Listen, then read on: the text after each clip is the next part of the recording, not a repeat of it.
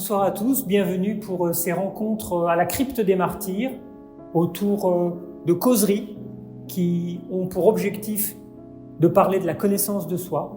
Alors l'objectif de nos rencontres, c'est en fait non pas de donner une parole professorale, mais au contraire de partager sous forme de causeries, sous forme de questions, d'échanges, d'anecdotes, de témoignages.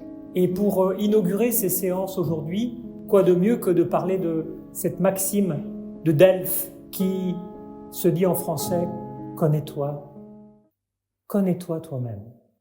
En grec ancien, gnautisauton. Donc connais-toi toi-même, c'est tout un programme qui n'est pas d'ordre philosophique ou psychologique ou spirituel. Et ce périple intérieur a connu toute une postérité, puisqu'il ne s'arrête pas à la culture grecque. Il a été repris par les Romains, noscete ipsum, et il a été repris par les chrétiens, et il a été repris par les musulmans aussi. On a un hadith du prophète qui nous dit « Connais ton cœur et tu connaîtras ton Seigneur ». Ce qui est intéressant en grec ancien, c'est que cette maxime est conjuguée dans un temps qui signifie une urgence sans l'inscrire dans la durée. Donc c'est vraiment une sorte d'urgence solennelle que nous donne le sanctuaire d'Apollon en nous disant « Connais-toi toi-même ».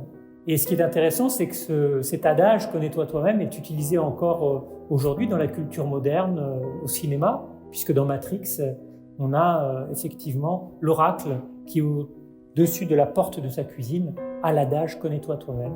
On voit que cette maxime a fait florès dans la culture ancienne et il est intéressant de la revisiter pour savoir ce que ça veut dire pour nous.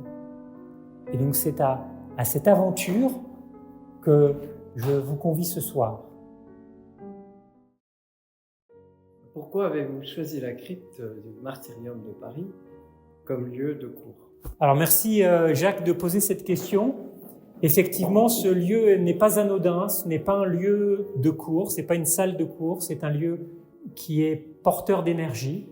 Et donc forcément, dans ce lieu porteur, eh bien, on est invité à une démarche d'introspection, une démarche d'intériorisation. Et l'adage « Connais-toi toi-même » est une maxime qui nous invite à cette descente en nous.